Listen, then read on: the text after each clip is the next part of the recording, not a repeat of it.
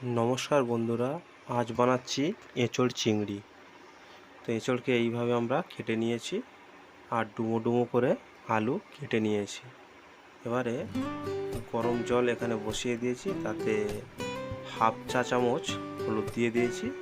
জলটা গরম হয়ে গেলে এর মধ্যে দিয়ে দেবো সেই কেটে রাখা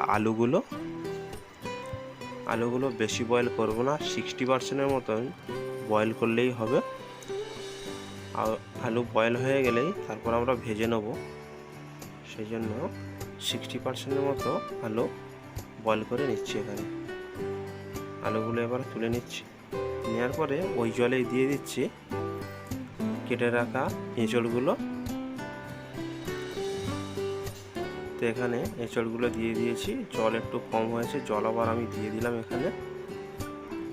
দিয়ে এখানে স্বাদ মতো নুন দিয়ে দিচ্ছি। নুনটা দিলে সেদ্ধ হয়ে যাবে। এখানে যে চিংড়ি নিয়েছি প্রায় 150 গ্রামের মতো, তাতে নুন আর হলুদ দিয়ে ভালো করে মেখে নিচ্ছি।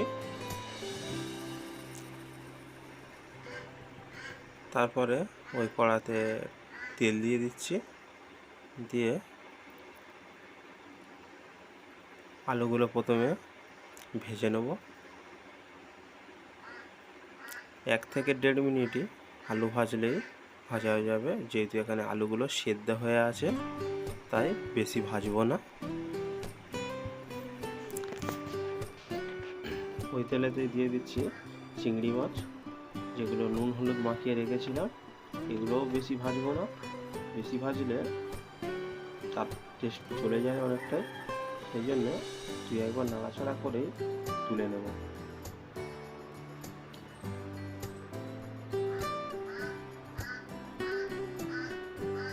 চিংড়ি ভাজা আমাদের রেডি। ওকে আবারও সাদা তেল দিয়ে দিলাম 4 টেবিল চামচের মতো। এবারে সেই সেদ্ধ করে রাখা এঁচোড়গুলো দিচ্ছি। এঁচোড়গুলোকেও ভালোভাবে একবার ভেজে নেব। এখানে বেশি ভাজবো না, সবগুলোই আমরা হালকা হালকা করে ভেজে নিলাম।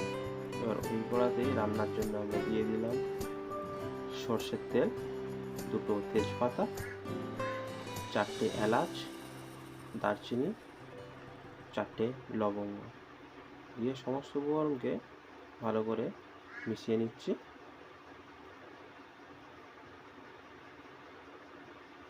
তো এখানে 2টো মিডিয়াম সাইজের পেঁয়াজ ছোট ছোট করে কুচিয়ে নিয়েছিলাম, সেগুলোও দিয়ে দিলাম। দিয়ে দিচ্ছি এখানে ঝালের জন্য 4টে কাঁচা লঙ্কা। তো সমস্ত উপকরণকে আবার মিশিয়ে নিচ্ছি একসঙ্গে। পেঁয়াজটা একটু ভাজা ভাজা হয়ে গেলেই এর মধ্যে দিয়ে দেবো বেটে রাখা আদা রসুন। এখানে 2 টেবিল চামচের মতো আদা রসুন দিয়ে দিলাম। পেঁয়াজটা ভাজা হয়ে গেছে, তার সঙ্গে আদা রসুন দিয়ে ভালো করে মিশিয়ে নিচ্ছি। আদা রসুনের একটা কাঁচা গন্ধ চলে গেলে দিয়ে দেবো এখানে মিডিয়াম সাইজের 2টো পেস্ট করে রাখা টমেটো। সমস্ত উপকরণই এখানে দিয়ে দিলাম। দিয়ে দিচ্ছি হাফ চামচ হলুদ গুঁড়ো, দিয়ে দিলাম লঙ্কা গুঁড়ো। এবার দিয়ে দেবো কাশ্মীরি লঙ্কার গুঁড়ো, প্রায় 1 চামচের মতো কাশ্মীরি লঙ্কার গুঁড়ো এখানে দিয়ে দিলাম। দিয়ে ভালো করে সমস্ত উপকরণকে একসঙ্গে মাখিয়ে নিয়েছি। দিয়ে দিলাম এখানে গোলমরিচের গুঁড়ো, আর দিয়ে দেবো এখানে জিরে গুঁড়ো।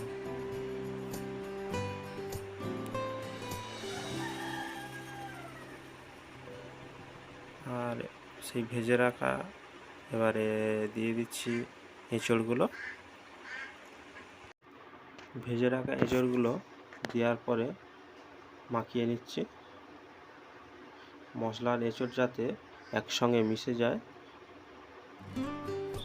হালকা হাতে নেড়ে চেড়ে নিচ্ছি। এরপরে দিয়ে দেবো ভেজে রাখা আলুগুলো। ভেজে রাখা আলু দিয়েও একইভাবে 1 থেকে 1.5 মিনিট আবারও মিশিয়ে নিচ্ছি। কালারটা দেখুন কতটা সুন্দর চলে এসছে। এবারে এখানে দিয়ে দেবো স্বাদ মতো নুন। যেহেতু নুনটা আমরা আগে এঁচোড়ের সঙ্গে দিয়েছিলাম সেদ্ধর সময়, তাই নুনটা এখানে অল্প পরিমাণে দেবো, তবে আপনারা একটু চেক করে দেবেন।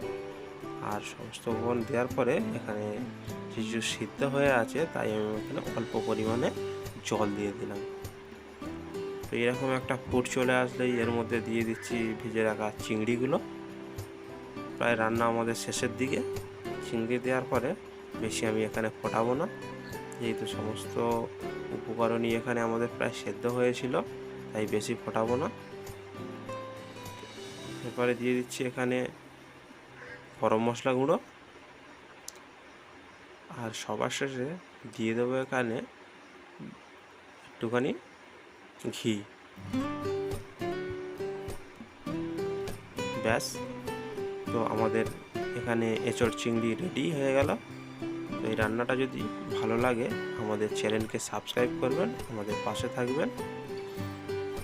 আমি দেখিয়ে দিচ্ছি কতটা সফট হয়েছে। তো এইভাবেও বানাবেন। আর ভালো খান, সুস্থ থাকুন।